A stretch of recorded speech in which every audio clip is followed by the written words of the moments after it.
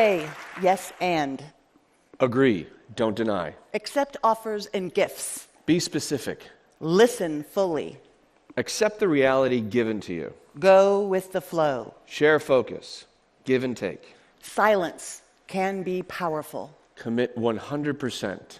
Be in the moment. Those are some of the guidelines for performing improvisation.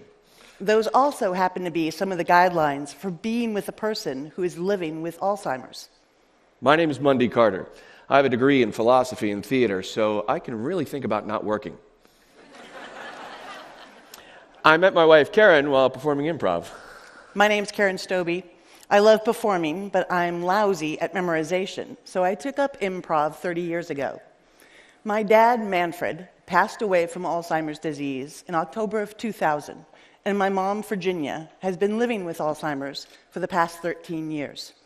I realized in caregiving for both of my parents that the guidelines for improv and the guidelines for being with a person with Alzheimer's are parallel. And we say guidelines because really there are no rules for either. Also, you can't rehearse either one. But in improv, there are games and exercises that practice the guidelines. You do those a whole lot, which builds up a set of habits. So without even thinking about it, you follow those guidelines on stage. And since Alzheimer's affects everyone in an individual way, you really can't prepare for each interaction by sitting in a classroom or reading a book. But since improv and Alzheimer's are similar, you can use the guidelines of improv to break through to a person with Alzheimer's. One of those guidelines is accept the reality given to you, or step into their world. Ma'am, right there, could you give me an occupation, any occupation? A dancer, thank you very much. So we'll see what that looks like. All right, we have auditioner number 22. Yes. All right. Okay, Ready anytime you want to start. This is a little mixture I like to do between street dancing and ballet. Okay. I just need a little warm up here. Anytime you're ready. That's fine. Oh, I'm sorry. Oh. So, I'm just getting started. Mundy accepted the world that I just gave to him, the world of being a dancer, and he went with it. He could have denied it and went with an idea he already had, or he could have tried to keep me in this reality and there would have been no scene. Sometimes it's incredibly hard to accept and jump into the world of a person with Alzheimer's. Accepting their reality means letting go of ours. Oh, on the radio. They said that song was by the Beatles. I knew them. Now, our first reaction is to not jump into their world, but try and pull them back into ours. Oh, there's no way you really knew the Beatles. I'm sure you just heard them on the radio. But what we can do is accept where they are and jump into their world. They said that song was by the Beatles.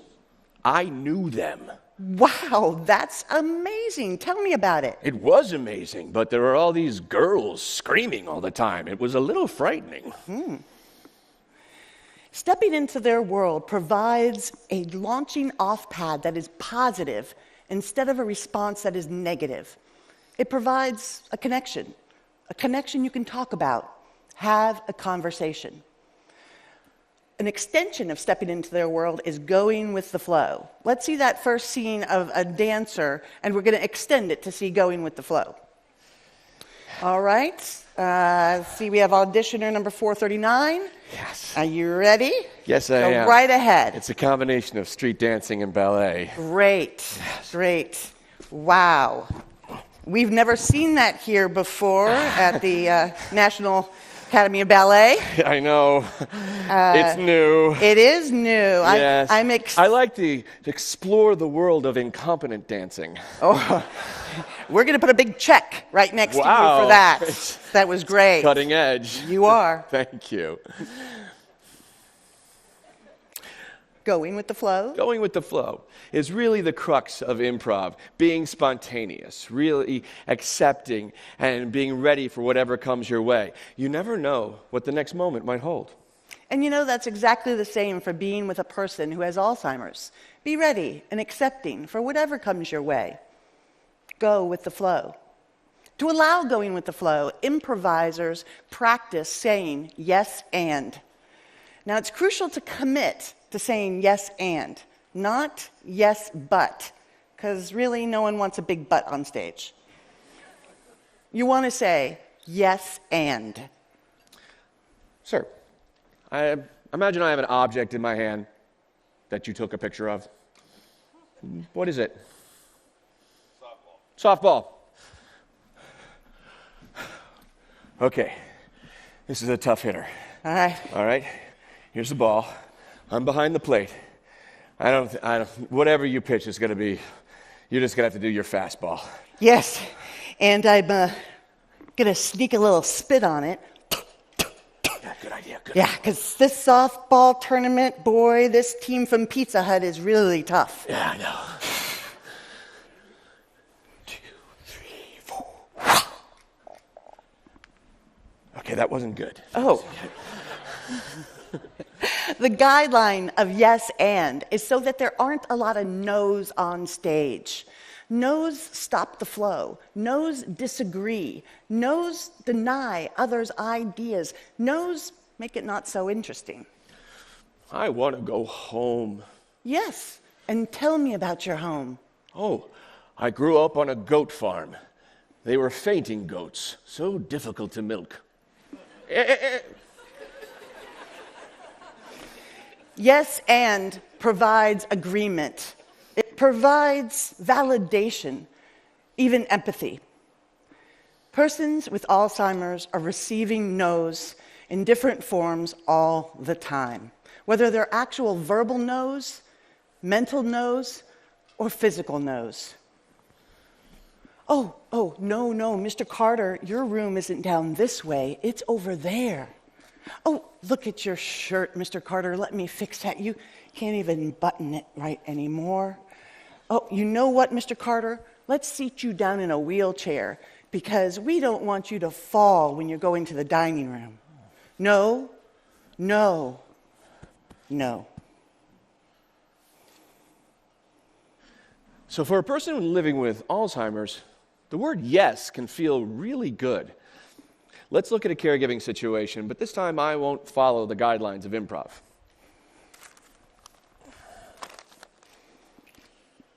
I love being on the porch. Uh-huh. Did you know I used to roller skate up and down this street? No, Mom, actually, you never roller skated on this street. Yes, I used to fall right. No, Mom, you roller skated in West Virginia. Yes, and We're in North Carolina.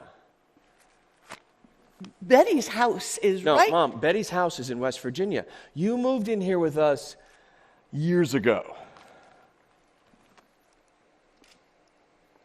Did you know I used to roller skate up and down the street? Now, let's look at that same situation. This time I'll follow the guidelines. I love being on the porch. So do I. Did you know I used to roller skate up and down the street?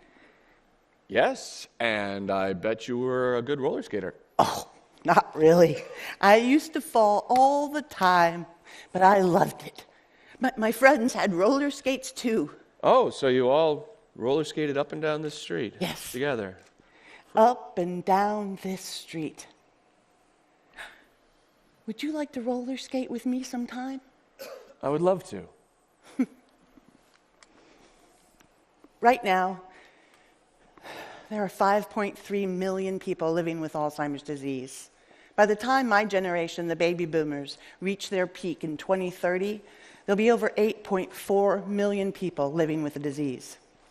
We're all for funding research, and we're all for finding a cure, but what about right now? What about the 16 million friends and family members who are taking care of people with Alzheimer's? What about those working in care communities across the United States?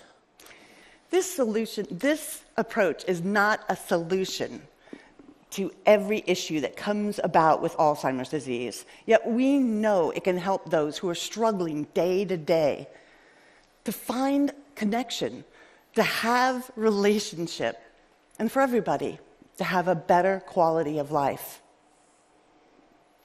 So, let's say yes and. Agree, don't deny. Accept offers and gifts. Be specific. Listen fully. Accept the reality given to you. Go with the flow. Commit 100%. Let's be in the moment. Thank you.